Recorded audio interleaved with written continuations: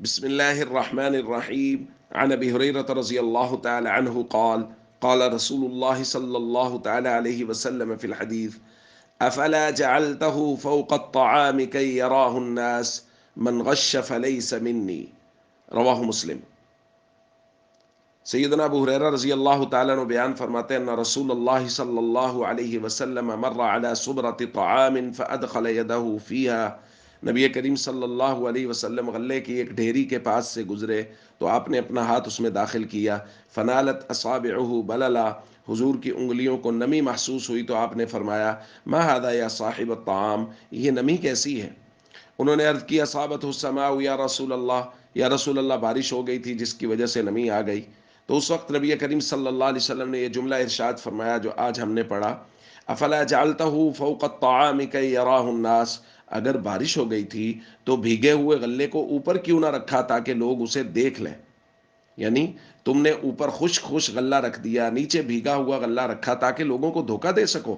پھر اگلا جملہ ارشاد فرمایا: من غشا فلیس منی، حضور نے فرمایا جس نے لوگوں کو دھوکہ دیا وہ میرے طریقے پر نہیں ہے۔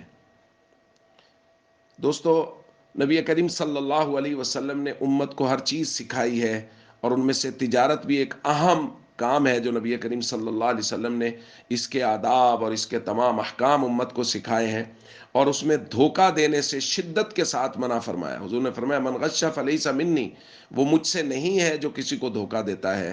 ہم نے جب سے نبی کریم صلی اللہ علیہ وسلم کے طریقوں کو چھوڑا ہے، تمام چیزوں میں بالعموم اور خاص طور پہ تجارت کے معاملات میں ہم ناقابل اعتماد ہو گئے ہیں پوری دنیا میں۔ ایک عام ریڑی والے سے لے کے جو پھل بیچتا ہے، سبزی بیچتا ہے، وہ بھی اچھا مال اوپر لگا کے ہلکا مال نیچے لگا کے، اچھے مال کی قیمت کے ساتھ ہلکا مال بھی تھوڑا تھوڑا نکالتے رہتے ہیں۔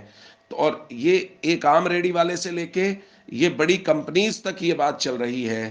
سعودی میں عمرہ کے لیے ایک مرتبہ حاضری ہوئی، ایک دوست سے ملاقات ہوئی، وہ سائیکل کا کام کرتے تھے۔ پوچھا کہاں سے منگواتے ہو؟ بتایا ہندوستان میں ایک ہندو کمپنی ہے وہاں سے منگواتے ہیں۔ بھائی پاکستان سے کیوں نہیں منگواتے یا مسلمان کمپنی سے کیوں نہیں منگواتے؟ انہوں نے کہا منگوایا تھا ایک مرتبہ، انہوں نے جو مال ہمیں سیمپل کے طور پہ بھیجا وہ بہت اچھا تھا، لیکن جب ڈیلیوری کی گئی پورے مال کی تو سارا مال 2 نمبر تھا۔ بھائی ایک عام آدمی جو صبح سے شام تک بمشکل اپنے بچوں کا پیٹ پالنے کے لیے، گزارا کرنے کے لیے مال بیچتا ہے اور تجارت کرتا ہے اور ریڑی لگاتا ہے، وہ بھی 2 نمبری کر رہا ہے اور بڑی کمپنیز بھی 2 نمبری کر رہے ہیں۔